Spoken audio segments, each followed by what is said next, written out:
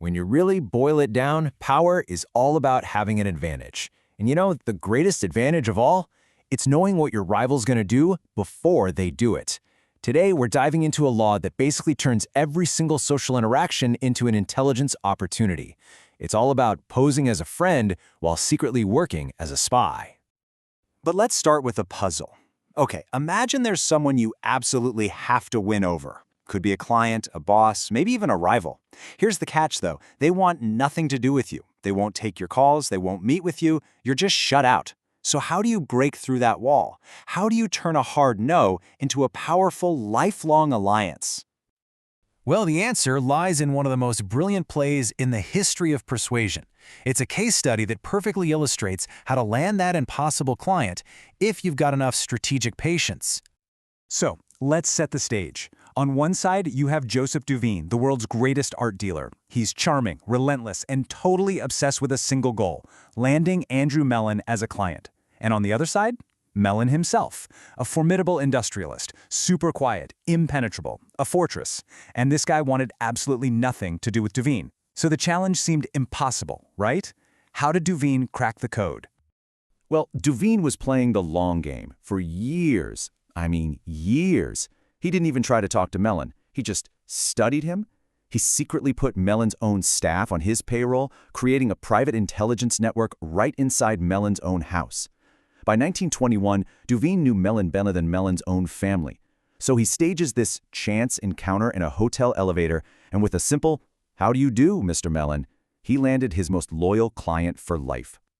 So what was the secret weapon here? It wasn't his charm, and it definitely wasn't luck. It was spying. This is the story of how raw information gets transformed into undeniable influence. And what Duveen was practicing, it actually has a formal name. And look, this idea is timeless. The master strategist Sun Tzu wrote about it centuries ago. He said victory comes from one thing and one thing only, foreknowledge. And that knowledge, he said, has to come from spies. This is the art of social espionage. It's using polite, everyday conversations to probe for valuable information. Every handshake, every dinner party, every casual chat becomes an opportunity to learn something critical, all while you just appear to be a friend. So the crucial point is this: spying gives you a third eye. You have to think about it. In a world where everyone else has two eyes, you gain this kind of godlike perspective. You're not just seeing what's right in front of you, you're seeing what's hidden, what's coming around the corner. You can see people's true intentions. Okay, so that's the theory. But how do you actually do this without looking like, a spy? Let's open up the toolkit and see how this really works in practice. So how do you do it? The spy's toolkit has 3 core instruments. First, you learn to suppress yourself. People get really uncomfortable with silence, so if you say very little, they'll rush to fill it, and they often reveal way more than they meant to. Second, you use what's called false sincerity. You offer up a harmless, maybe even a totally fake secret of your own. This simple act builds trust and makes them feel kind of obligated to share something real in return. And finally, if you really need to, you provoke a reaction. You might gently contradict them or argue a point just to get them emotional. See, when people lose their cool, they lose control of their words, and the truth has a funny way of slipping out. The master diplomat Talleyrand was an absolute genius at this. He'd be at these fancy parties, and he'd just blurt out a completely fake secret, like say that the Tsar of Russia was about to arrest his top general, and then he'd just watch. By seeing which diplomats got nervous, he could instantly figure out their government's secret plans. It brilliantly illustrates the concept. He fired a pistol in the air just to see who would jump. But here's the thing. This strategy doesn't exist in a vacuum. It actually clashes directly with another law of power: court attention at all costs. Think about it. A spy has to be a gray man, practically invisible, fading into the background so he can listen. But the star of the show, they're always being watched.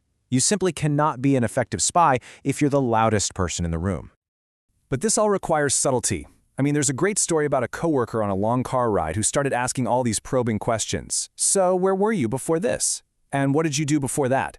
It quickly stopped feeling like a friendly chat and started feeling more like an interrogation. She was way too eager, and her target just immediately shut down. A lack of subtlety completely dooms any attempt at social spying. All right, so we've spent a lot of time on the offense, how to gather information. But the game of power, well, it's played on both sides of the ball. What happens when you're the one being watched? What's the ultimate defense when you know someone is practicing this very law on you?